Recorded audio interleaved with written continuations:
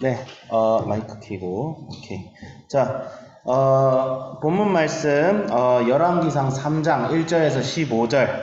선생님은 문단 구분 이렇게 했어요. 1절에서 4절은 당시 솔로몬의 상황, 1천 번째 드리고 하나님께 지혜를 구할 때, 당시 솔로몬의 상황이 어떠했는가가 1절에서 4절. 그러니까 우리 이야기가 나오면 옛날 옛적에 호랑이 담배 피던 시절에 조선 어디 땅에서 할 때 이야기가 스타트가 그렇게 되죠.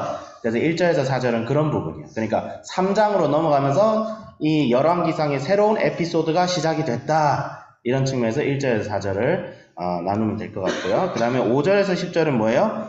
지혜를 구하는 솔로몬. 이렇게 나눴어요. 좀 세밀하게 나눌 수도 있는데 이렇게 조금 문단 구분을 할 때 여러분 이제 할 수 있는 실수 중 하나가 너무 세밀하게 나눠요.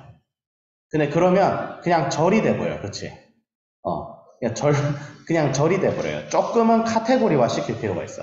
카테고리화를 시킨다는 말은 뭐냐면 각각 다른 것들을 어떻게든 공통점을 발견해서 하나로 묶는 것을 카테고리화 시킨다는 거예요. 그래서 어떻게 좀 너무 세밀하게 할 필요는 없고 문단으로 어느 정도 구별은 좀 해놓으세요. 좀 큼직큼직하게. 알겠죠? 고기를 큼직큼직하게 썬다 생각하면 하고 말씀도 조금 이제 세밀하게 좀 구별을 먼저 해놓고 나서 이렇게 좀 묶으면 되겠다. ABC 내가 ABC로 나눴는데 이걸 좀 하나로 좀 묶고 싶다. 이렇게 문단을 조금 크게 하면 더 좋을 것 같아요. 선생님도 그렇게 했어요. 11절에서 15절은 지혜 위에 다른 것도 더하여 주시는 하나님. 이렇게 문단을 구별했고 주제는 뭐예요? 하나님 나라를 위하여 지혜를 구하는 솔로몬이라고 주제를 정했습니다. 그럼 각 절을 보면서 말씀의 교훈을 우리가 얻도록 하는데 자 1절 솔로몬의 애굽왕 바로와 더불어 인연을 맺어 딸을 취하고 다윗성에 두고 궁과 전과 성이 피력되기를 기다리더라. 이게 뭐예요? 솔로몬이 애굽왕 바로와 혼인 동맹을 맺었다는 거죠. 근데 여기서부터 우리가 알아야 될 것이 솔로몬이 최후가 어때요? 솔로몬의 최후가 좋지가 않죠. 솔로몬이 참 다윗처럼 좀 해피엔딩을 해야 되는데 솔로몬이 나중에는 타락했다. 아내를 많이 두어서 우상을 막 들여오고 했다고 하는데 사실 우리가 여기서 알아야 될 점은 솔로몬이 신앙이 온전하진 않았어요. 그래서 사실 애굽왕과 동맹을 맺고 막 공사를 많이 벌이고 이게 그렇게 사실 좋은 징조는 아니에요. 사실. 좋은 징조는 아닙니다. 그래서 성전을 짓는 건 좋은데 막 궁을 짓고 성 주변에 이것 때문에 나중에 솔로몬이 죽고 나서 다음 왕이 즉위했을 때 북이스라엘 10지파 사람들이 와서 뭐라고 하죠? 우리가 당신 그 선조 때 공사를 너무 많이 해가지고 너무 힘듭니다. 이것 좀 줄여주십시오. 세금 좀 줄여주시고 공사 너무 토목공사 무슨 뭐 진시황 아방궁 짓듯이 하는 거 그거 좀 적당히 해주시면 저희가 왕을 섬기겠습니다. 라고 외칠 정도였어요. 그러면 공사 많이 벌였다는 거예요. 솔로몬 때 진짜 공사를 많이 했어요. 그거를 성경적으로 그렇게 긍정적으로 묘사를 하고 있지 않습니다.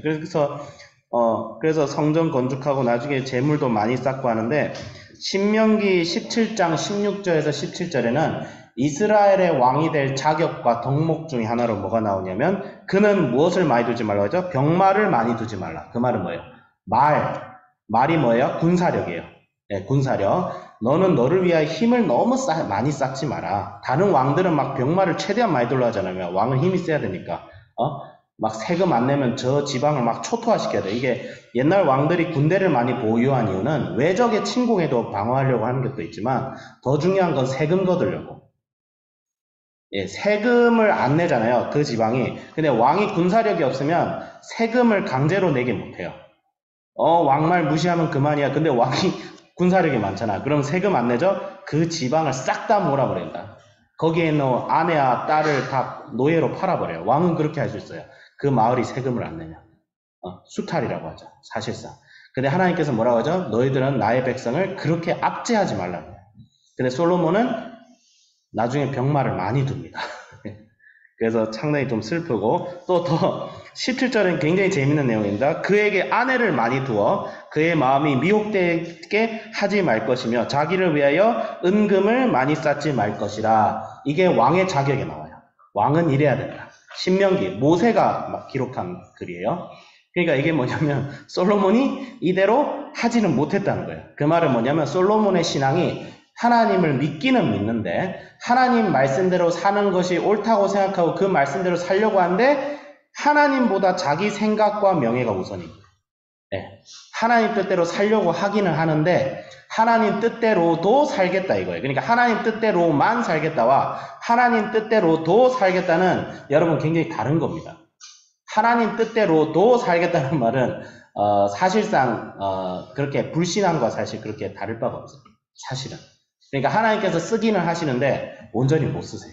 이게 다윗과 솔로몬의 큰 차이예요. 다윗은 죄도 많이 짓고 실수도 많이 했지만 온전히 하나님을 위하여 살고자 했던 사람인데 솔로몬은 아직 그렇지 못했죠. 물론 나중에도 이제 하나님께서 지혜를 주시면서 많이 제안을 합니다.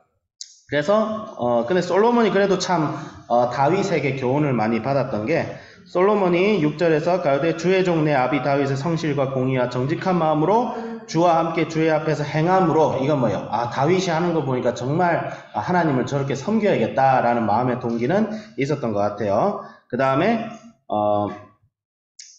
그래서 또 솔로몬이 또 초반에는 겸손했죠. 7절에 뭐라고 하죠? 종은 작은 아이라 출입할 줄을 알지 못하고 주의 빼신 백성 가운데 있나이다. 저희는 큰 백성이라 누가 주의 이 많은 백성을 재판할 수 있사오리까. 근데 여기서 굉장히 중요한 워딩이 솔로몬이 자기 나라의 백성들을 자기 백성이라 하지 않고 누구의 백성이라고 했어요? 주의 백성이다.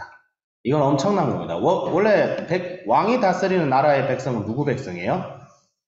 요즘같이 민주주의가 발달하고 자유주의가 발달한 시대가 아니에요. 옛날에는 왕이 다스리는 지역에 사는 사람들은 왕의 거예요. 백성은 왕의 거예요. 그건 나의 백성이라 했죠. 나의 신민, 나의 백성. 세종대왕님도 훈민정음 반포할 때 누구한테 준다고 하죠? 아, 나의 백성이 무지하여서 내가 글을 준다 이랬잖아요. 그러니까 자기 백성이라고 해야 되는데 솔로몬은 누구의 백성이라고 해요? 주의 백성이다.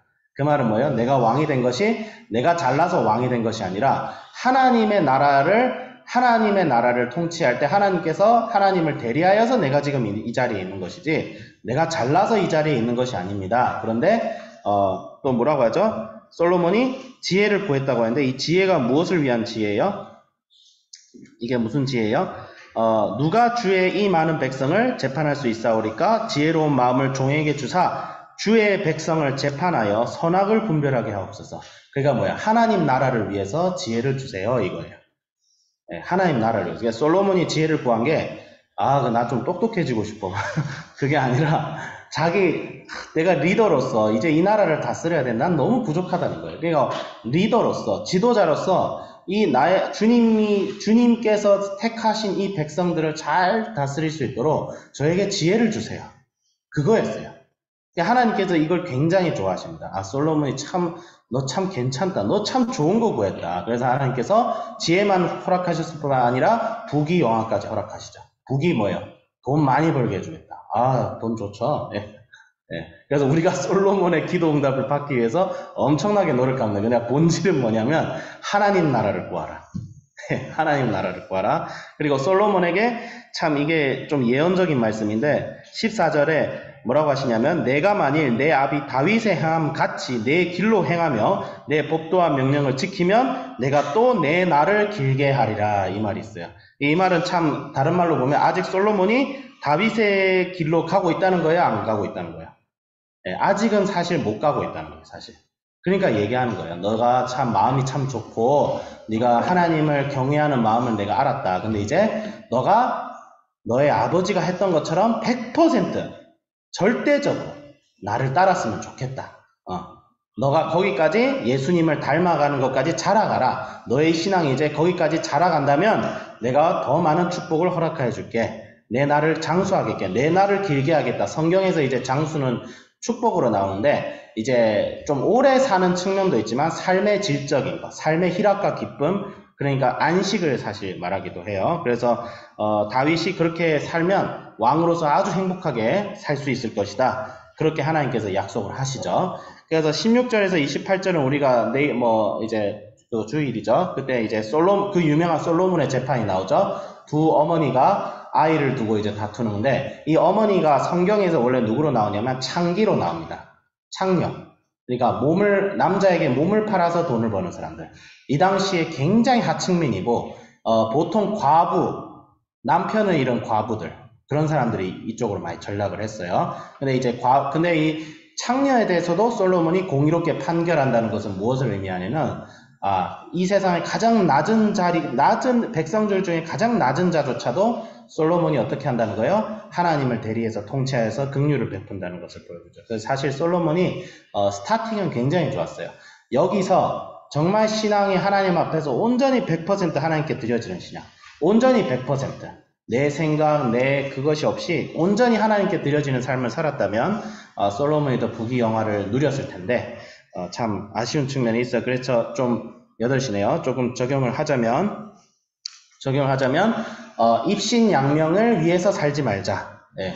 그러니까 우리는 돈을 많이 벌어야 돼요. 돈 많이 벌고 일자리도 얻고 명예를 하는데 그것이 단순히 그게 목적이 되어서는 안 돼요. 그건 수단입니다. 우리가 하나님 앞에서 이 땅에서 돈을 벌고 이 땅에서 직업을 가지고 이 땅에서 열심히 일하고 많은 사람과 관계하는 주 목적은 뭐냐면 하나님 나라를 위해서, 하나님 나라를 위해서 돈을 많이 벌어야 돼요. 하나님 나라를 위해서 일을 많이 해야 돼요. 하나님 나라를 위해서 때론 사회적 위치에 오르고, 하나님 나라를 위해서 여러분 공부하는 거예요. 자기 자신을 위해서 공부하는 자는 하나님께서 쓰실 수가 없어요.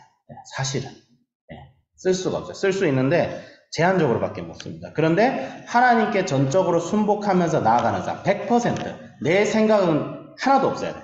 그냥 내 생각조차도 하나님 나라를 위한 생각이 아닌 생각은 제거해버려야 돼요. 그랬을 때 그 인생이 행복하다는 거죠. 그래서 솔로몬이 전도서 말기에 뭐라고 했지? 헛되고 헛되다. 인생의 의미가 어디냐? 하나님의 뜻대로 사는 것이 인생의 유일한 의미다. 이게 우리에게 사실 솔로몬을 보면 부러워하기만 하지 말고 오히려 도전을 받아야 돼요. 솔로몬이 이때 하나님이 주신 이 퀘스트를 잘 수행을 했으면 좋았을 텐데 수행을 못했죠. 하나님이 복 주실 때 좀 정신을 차렸어야 되는데 정신을 못 차리고 와이프 엄청 두고 막 1000명씩 두고, 그래서 솔로몬의 말년이 우리가 생각하는 그렇게 좋지 않은 말년이 되지 않았을까, 그런 걸 보면서 저도 이제 하나님이 복을 많이 주시고 계신데 그럴 때에 오히려 더 정신 차려서 부하여도 부하지 않는 사람처럼 살아야 되겠고, 지혜로워도 지혜롭지 않는 사람처럼 하나님 나라를 위해서만 살 수 있는 사람이 되야겠다라고 적용했습니다. 자, 기도하겠습니다. 하나님 아버지 주여 감사드립니다. 우리에게 오늘도 말씀을 허락하여 주시고 솔로몬 같은 축복을 우리가 참 바라야 하는 것이나, 그러나 더 중요한 것은 솔로몬 같은 축복을 받을지라도 중심을 잃어버리면 망할 수밖에 없는 현실을 기억하며 하나님 나라를 위해 지혜를 구하는 솔로몬의 자세를 가지게 하여 주시옵소서. 감사드리며 예수 그리스도의 이름으로 기도드립니다. 아멘.